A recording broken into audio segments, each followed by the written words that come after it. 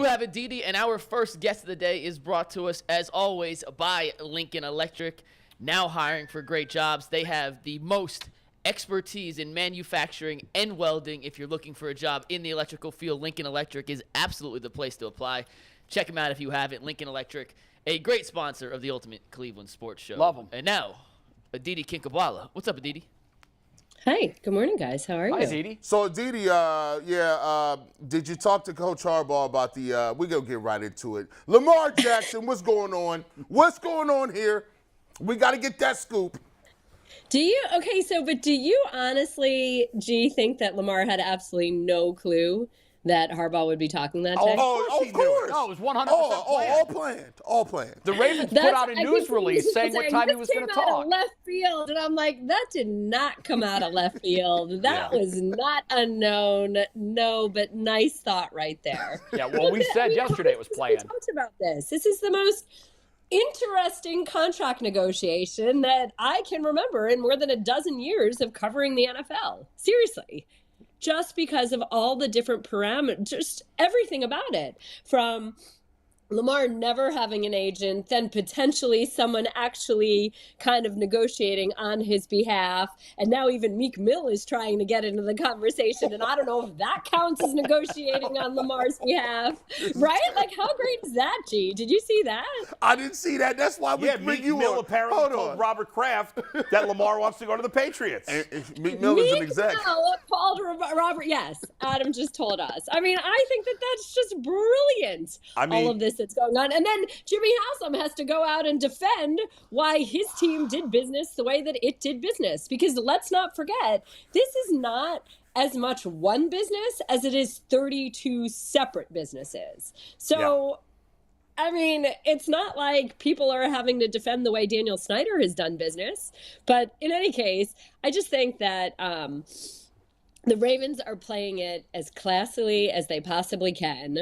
What else do you expect them to say? They're not going to sit here. It's not their organizational ethos to ever be undisciplined in their messaging. So you are not going to hear Steve Bisciotti or Eric DeCosta or John Harbaugh sit here and rip the player or say that the player shouldn't have done this, or even that they wish that the player didn't air the dirty laundry. And they're certainly not going to do anything to potentially burn a bridge, because the way this all plays out, Lamar Jackson may indeed have no options other than to sign that tag. Yeah. And then the Ravens certainly hope play for them. Although this whole Colts thing is now really fascinating, and I love that Jim Irsay is getting involved and saying, we'll pay him a lot of money. We just won't guarantee the money. Here's what I think is happening. I do think when the news first started a month ago, I was like, okay, I'm not going to scream about collusion until we see this play itself out. But when you hear the Washington Commanders say, we're not going to go after Lamar Jackson, we're going to stick with Jacoby Brissett and Sam Howell, I mean, that's embarrassingly laughable that you wouldn't be interested if you're Washington. What I wonder is happening here, I wonder if there are a lot of owners right now in this league that are hoping that Joe Burrow and or Justin Herbert sign an extension before Lamar gets settled. And because if those extensions with those guys, especially Burrow, is not fully guaranteed, then Lamar loses. Now, Lamar can still do whatever he wants. But if Burrow signs a deal that is not fully guaranteed, I think Lamar loses a lot of leverage to push for this fully guaranteed.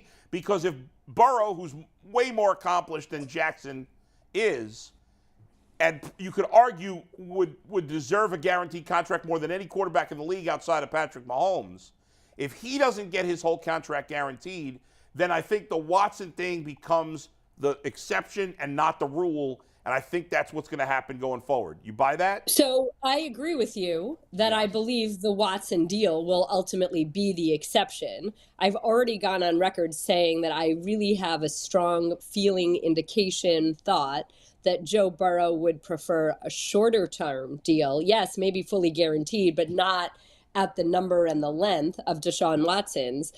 I would caution you here, though. we keep throwing around that Lamar Jackson is demanding exactly or essentially Deshaun Watson's contract. And I will tell you this, in all my years around the Ravens, in all my relationships with the Ravens, they are unbelievably disciplined. I'll use that same phrase, unbelievably disciplined in terms of what gets out and how they feel about what gets out. And I'll tell you a story about that. Lamar, who now is taking control of his narrative and his messaging, has also not ever said, hey, this is exactly what I'm expecting, or they need to do this. He's been pretty vague about it, in fact, and he's mentioned the 3 years and the guaranteed and the this and that. So there's this noise out there that he's looking for Deshaun Watson's contract. I'm not sure that I would 100% bank on that being an established fact, that that's what he wants. Sure. And as for the Ravens, John Harbaugh, who I have been on the record telling you is one of my favorite coaches in the league, who if I were to suit up and play in the NFL right now, I would want to play for John Harbaugh. He didn't speak to me for a whole entire year and did not want his players speaking to me, because of things that I reported that were 100% true and that he admitted were true. He just was that angry that I had access to that information and that I had shared this information. And it's funny because this is the anniversary. It was at an owners meeting in Arizona where we finally made up, and I said, okay, this isn't, curing cancer here. If it bothers you that much, pick up the phone and say, don't share this information about Rolando McClain, or this irked me. But the reason I'm telling you this is that whatever you're hearing out there about Lamar's demands, that's not coming from the Ravens. No, and let me Lamar ask you is a question, now sitting though, here. Didi. Go ahead. I know you said he's been somewhat vague as to what he wants, but he did tweet 3 for 133. So we have to assume that was the offer, because his point when he tweeted that was, and I need an agent. So it was kind of let's just take for a second that that's what the Ravens offered. And to your point, I'm sure they're not happy that was out there. But 3 at 133 is 45 per. And if that's not good enough, then take it to 4 at 45 a year, which now gets you to 4 for 180. And if you were to extend that out to 5 at, again, 35, that would be 5 for 215, which is now you're in the Deshaun Watson neighborhood. If it's fully guaranteed, you're really close. In the neighborhood. Yeah. Not the same. But again, the years, I think, are something here. Think about those years, Jay, right? Right. A team may be more willing to guarantee a shorter term deal. And this is what I told you all a few weeks ago. I can't remember, Jay, if you were on set or not, when I said this is what I really believe that Joe Burrow is going to do. And this is going to be the wave. Yeah. And I think because it will be more palatable to both sides. It's smart for a quarterback because, as I said then, and I'll repeat it now, those quarterback deals, they get old the minute the ink dries. Okay, Yeah, you're the highest paid quarterback for basically 1 hour until the next guy comes along. Yeah. So Patrick Mahomes, that was a huge fat deal until the very next deal. And so by the time you get to year 2 or year 3, that deal is old anyway. That deal is outdated. That deal is under market. So why would you lock yourself up for that long? And a guy like Joe Burrow knows that in 3 years of guaranteed money, he can make generational, life-changing wealth. And if that's the end of it, so be it. That's the end of it. He still has generational, life-changing wealth. But 3 years from now, he's worth way more than he is if he locks himself into that deal right now, today. So it is believable to me that the Ravens would guarantee a great amount of money for a shorter term. And it is believable to me that Lamar wants more years because obviously he doesn't know that his career will extend to a second deal after this one. He sure hopes so.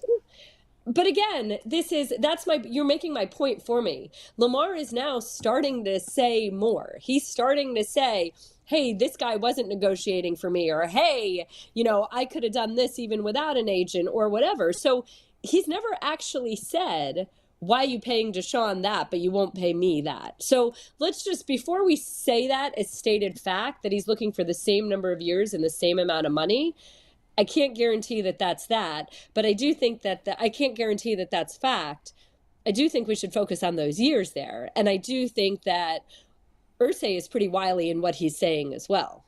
You know, Aditi, like I've said it from Jump Street, this is a very decent or easy negotiation to me. If you want the guaranteed money, why not just be like, look, I'll take the 3 for 160. They'll say that's kind of high. That's kind of high. They might back him down to 155. But if you get 3 for 160, you get all that guarantee. You can say, I got a guaranteed deal. You also get a very nice chunk of change. Plus, you're back at the table. He's only 25. Yeah. By the time he's 28, he could be back again, and he could be looking at another 3-year deal, 4-year deal for maybe $50 million if he's injury-free. That's exactly what we talked about a few weeks ago, and I said I've done that in my career too, where I feel like the number wasn't necessarily what I wanted. So I said, okay, let's just do 1 year and let's see what I'm worth a year from now. And I was worth a heck of a lot more a year from then. And that's just, I think that there's something smart to that. The difference, of course, is in my business, in our business, we don't have to worry as much about getting hurt, having a career-ending injury. And that's something that he has to think about. But again, I think I'm fascinated. And I think the way that fan bases are responding to all of it, Browns fans going nuts over Lamar asking for a trade, like that just adds a whole other piece to the intrigue and the reason this is sort of so popcorn inducing. Well, what's funny to me is we have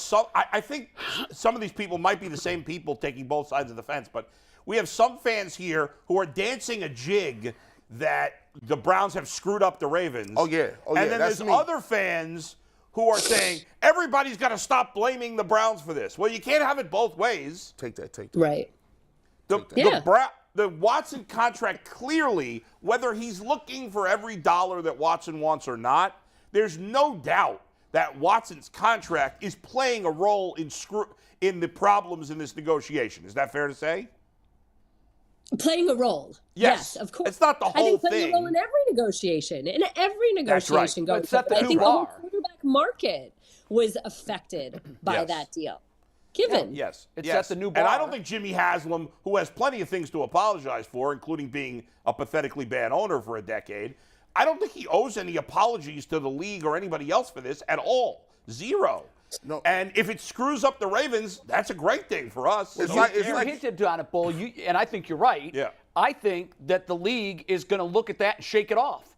That's what they're trying to do. Right, but now if it was Mahomes and maybe even Burrow, and by the way, I think both of those guys are more deserving of that than Jackson is. Sure. So if you're going to make that bet, it's really not on a guy like Deshaun Watson, and it really shouldn't be on a guy like Lamar Jackson. It should be a guy that's taking you there. Mahomes or Burrow. Yeah, Mahomes. So, but I do think that the league, I don't think they got together in a room, all 32 of them, and said, hey, guys, we got to end this real quick. No more of this guaranteed nonsense. But I think it's you would call it the gentleman's punt. It is. They all know what the deal is. It's laughable that Washington would not be interested, Aditi. I mean, that is laughable.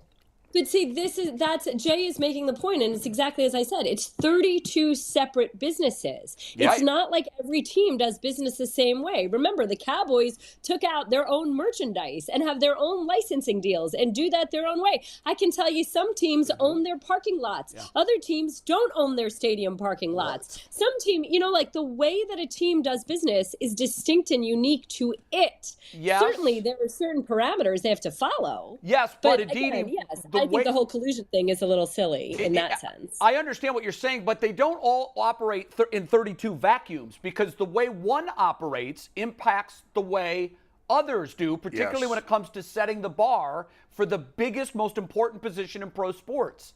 So I hear what you're saying, and you're absolutely right. It's 32 individual businesses, but they are intertwined. It's not like they all are operating, in a vacuum of one another. Correct. But what I'm saying to your point is, I don't see that at the owners' meeting in Arizona right now, everybody's sitting in a room and they're all MFing Jimmy and D. No, they're not. And saying, we're never going to do this. It's not that way. That's what I'm saying. Yeah, and I agree with that. I don't think it is either. But I think collectively they're all sitting around saying, this isn't the best way to do business. And to your point of the Ravens, I look at them as one of these model franchises, much like the Steelers and the Patriots. They get things right. They have a way. They know what they want to do and how they want to do it. And you keep talking about how amazingly disciplined they are. I think their brain power got in a room and said 3 for 133 is as close to us being uncomfortable as we're going to go. And that's probably where they are. Do you think he'll take another snap for the Ravens? What's your gut tell you? Gosh, that one's so hard. You know, I can argue it both ways, and it really does feel like you ask me right now and ask me again in 5 minutes, and I can go the other way. I feel like when a player wants to go, when a player feels offended, it's very hard to come back from that. Right. And even if it's cutting off your nose to spite your face, even if it's a little short-sighted. And again, I'll go back to the Le'Veon Bell situation in Pittsburgh, because I think that was somewhat very similar. You know, here was a player who was very clearly in the top 3 or 4 at his position, who had produced tremendously, who was playing the position differently than perhaps anybody else. Because at the time, remember, the way that he was used as a pass catcher, the way Le'Veon Bell was used as a pass catcher and a runner was a bit innovative, and he and his agent had actually tried to make that argument that why are you using the running back franchise tag number as opposed to the receiver franchise tag number? So similar to Lamar playing the position differently, there's all of that. But here's where it really resonates for me. I remember having the conversation with Le'Veon about the position that he was in Pittsburgh, meaning he had an offensive line that was set up very specifically to block for his style. If you remember, Le'Veon kind of waited behind the line of scrimmage for a hole. He didn't just go and hit the hole. He stood back there, waited for the hole to develop, and then hit it. Not every line could do it. Not every line was as in sync or coached by a guy like Mike Munchak to be able to do that. He had a wide receiver who was arguably the best wide receiver in the game, Antonio Brown, that every single defense was keyed on. Number one for every opposing defense was not Le'Veon, it was Antonio Brown. And he had a quarterback who was ostensibly a future Hall of Famer in Ben Roethlisberger. And it was very easy. In my mind, it was easy to say to Le'Veon, you're not going to necessarily find that situation anyplace else. You're not going to find that same support, that same group. You're not going to have the same offensive scheme or creation. But a player who feels he's been disrespected by a team, a player who feels that the team isn't fighting enough for him or want him enough or whatever that situation may be, sometimes you're already a little bit checked out. And just as a coda to anybody who doesn't remember, Le'Veon Bell sat and then he went to the Jets and his career was never the same. That's right. He didn't have the same success. Right. I think that I surmise, I have reason to believe, I've been told, that Lamar may feel a little bit similarly. He may feel a little bit disrespected. And I think he's given us that indication in saying that he requested a trade, in putting that out there. And remember, there's another piece to that, because it's not getting filtered through an agent to Lamar. Right. Whatever Lamar is hearing, he is hearing directly. And however he is perceiving it is not then perhaps being framed by somebody else. And I know, Jay, you said you don't have an agent. I have an agent. Sometimes I hear something one way and I go on red alert and I take it personally. Right. And I count on my agent to kind of calm it down and say, hey, this is part of the business, or this is commonplace in the business, or when they say this, it can also be read as this, and this. Lamar doesn't have that filter. No, so, there's no buffer. All right, Aditi, well, at least. So when you say all of that, right now at this very moment at 11:54 a.m. on whatever day this is, I do think that Lamar is ready to move on. Yeah, at least the Steelers don't have to worry about a big contract extension with the quarterback. They've got Mac Jones. They're set with him. He's going to be a scrub. Oh, gosh, Adam. Kenny Pickett, Mac Jones, what's the difference? From now on, every slapdick quarterback that the home fans overrate, I'm just calling them all Mac Jones. And Kenny Pickett is in that group.